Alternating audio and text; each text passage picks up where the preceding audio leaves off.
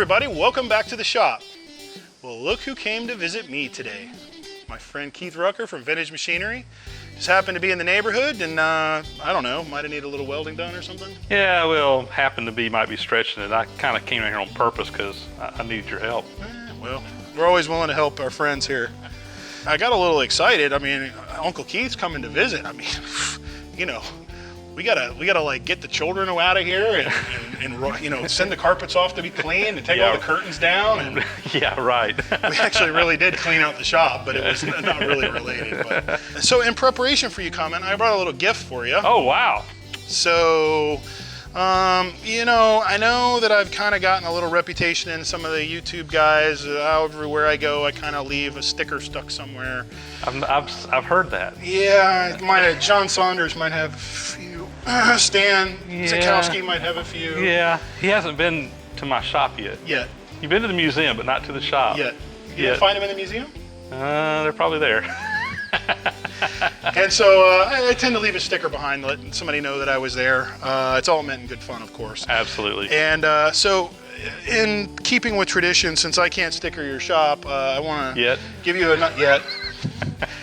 I got a little gift for you, a nice cool fake Yeti cup with a brand new Do Right sticker. Awesome. So the only thing is that I ask is that every time you have this on your workbench when you're filming, that you always hold this towards the camera so that the camera can always see my logo. But then, of course, I did leave you a spot on this side to put your Vintage Machinery logo on there. Okay, so note to self, always toward camera. Yeah. I see how this works now. Okay, hey, and I see why you have your reputation. I'm not your average dumb redneck, okay? I actually put some thought into this. I use these at work. They're not as expensive as Yeti, of course. At work, I'm afraid I'm always going to trash them. They stay really cold a really long time. These are awesome. I've got some like this, and these are awesome. And I know how hot it gets in that shop in Georgia, and then put some ice in it, it'll stay out there cold for you all day. And I use some in my shop all the time, so now I can have more than one, so I can actually wash them between uses. You're out there with a garden hose spraying it out. Yeah, that's getting kind of funky down in there, yeah.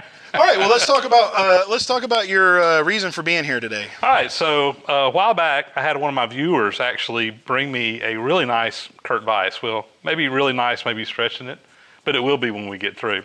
He actually bought a whole pallet of these Kurt Vises from an auction somewhere, and he said, hey, if you want one, I'll just bring you one. I said, yeah, I want one. It's a rough problem to have a whole pallet of Kurt Vises. Yeah, but they're all in rough shape. But so anyway, so I have a video that I have done where I took this thing apart. And what I'm really wanting Jim's help with is that we've got some little boo-boos on here. Was a hole drilled here. Looks like a milling cutter went in here. Some other little marks on here. What I want to do is I want to get these welded up really nice, and I'm going to surface grind these once I put them back on the vise, get everything nice and flat and on the same plane. But I said, well, as long as we're doing this thing, let's do it right. So do right. That's really weird. Do right. You brought it here. I like it. Yeah. I like the way I want it done right, so we got to do right. All right. So we're looking at these pieces here, and you know, they're actually two different pieces of material. This is cast. We got a little excited when Keith showed up. We started looking at the project, and it's just like two guys in the shop. We went straight to going to work. And we're telling on ourselves a little bit here. We actually already countersunk that hole. That was just a drill hole. And I said, hold on. We got to turn on the cameras. Yeah. We can't just tell people we did it. So when we drilled that hole, we were able to look at it, and just by the filings that were coming out of it, realized that it's most likely cast iron. Yeah, I wasn't sure if it was cast iron or cast steel, but after cutting that, I have no doubt it's cast iron.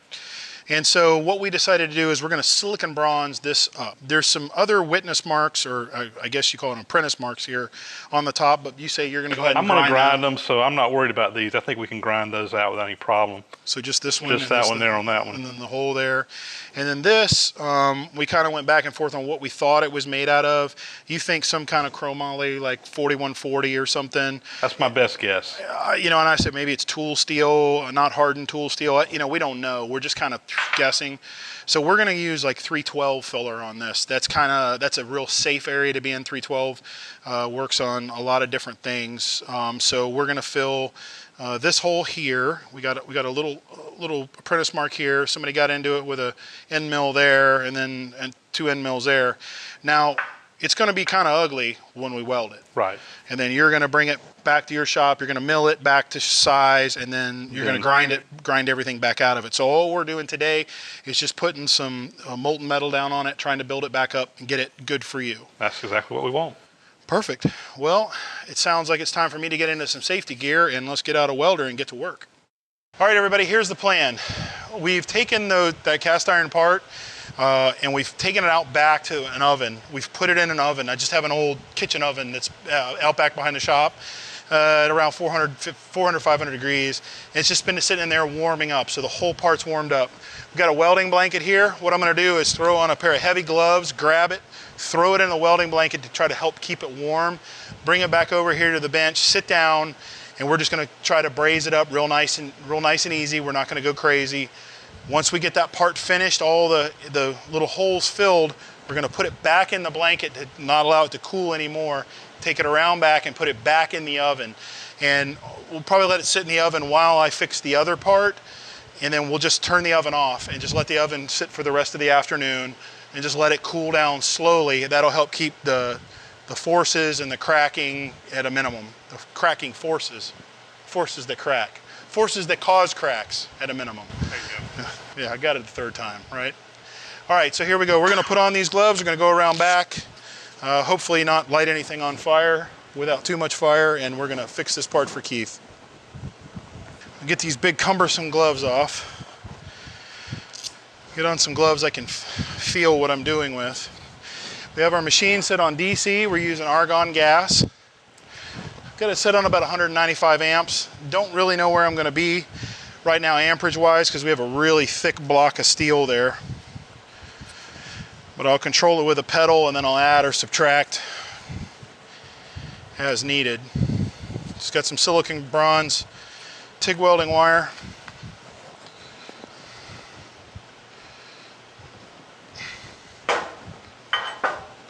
Ooh, she's hot. Ooh, she's hot. Hot!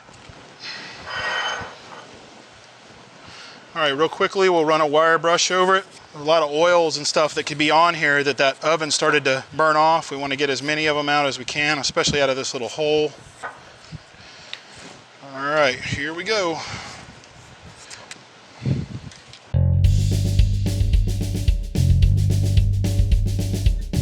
All right, here's where the trickery comes in. We got to get way down inside here, so we're going to extend the tungsten out a bit and try to fill this hole. This is a little bit of a trick, but it can be done. Like the $6 million man, we have the technology.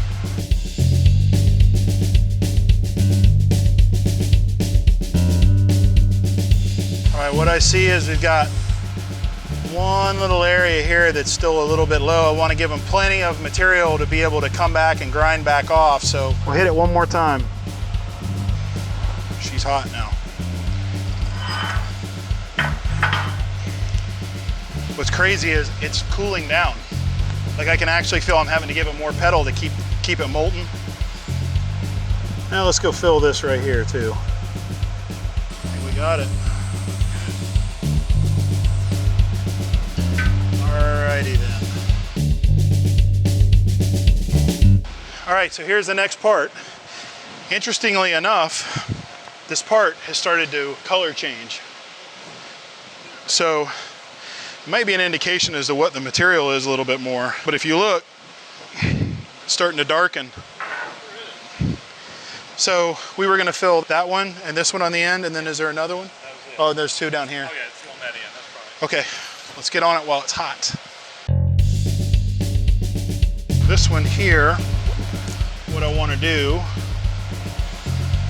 it's got a little wire brush work going here, just in case there was any oils that were in that material that carburized off, left carbon behind. Okay.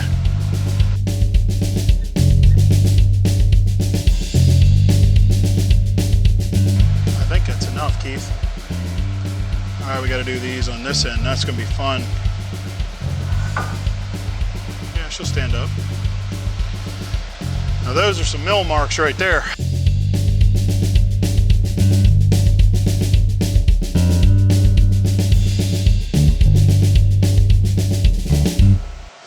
I just want to make sure that is higher than that. Yeah. Is it? I think it is. I don't want you to have any hollows. All right, back in the oven it goes. Well, everybody, Keith and I have about wrapped this up. It's cooled down enough that you can sort of almost comfortably touch it, not completely. But as you can see here, we silicon bronzed up this corner, and he's gonna take it home, put it on the surface grinder and grind it. And then this one here, we use 312 rod because we're not exactly sure what this, whether this is tool steel or chromoly or what it is. And we did a pretty good job of getting it all filled in, put a little bit of extra weldment in there intentionally because Georgia's a long way to drive to come back and say, hey, you missed a spot. So yeah. we built it up with a lot of extra build up in there, and we did a little bit of the same thing here. So are you satisfied there, sir? I think that's going to be perfect. I think it'll be just absolutely perfect. We'll take that back and, like I say, put it on the mill, probably knock the high spots off, and once I get the vise back together, I'll probably grind it on the vise fixture so everything will be in the right datum on that vise. It's going to be a nice repair, I think. Well, I had a lot of fun working with you today. It was definitely not in the master plan, but it worked out awesome. Yeah. I had a good time, and I appreciate you coming to the shop. Yeah, it's been awesome, man. I've had a great time getting first time I've been to Jim's shop. So he's actually been up to Georgia a few times. He's passing through and had a chance to meet up, but this is the first time I've been able to get down here, so it's been a lot of fun. And fortunately for, well, I don't know, maybe it's unfortunately, depends on how you look at it, I guess. He got to meet the 3 kids, my 3 little kids and their 200 chickens, and they gave him a whole tour of the farm. So. Oh yes, they showed me everything. Twice. Told me family secrets. Don't tell anyone. Anyway, hope you enjoyed it, and we'll see you real soon. Thanks, guys. Thanks for watching. I hope you enjoyed what you saw here today. Be sure to subscribe to my channel and like us on Facebook. Please, somewhere down below here is a link. We've got a lot more really cool stuff coming. Is that right, camera guy? Is there a link down there? Send me a comment. I'll try to get back to you as soon as I can. Click whatever link, click something. See you soon.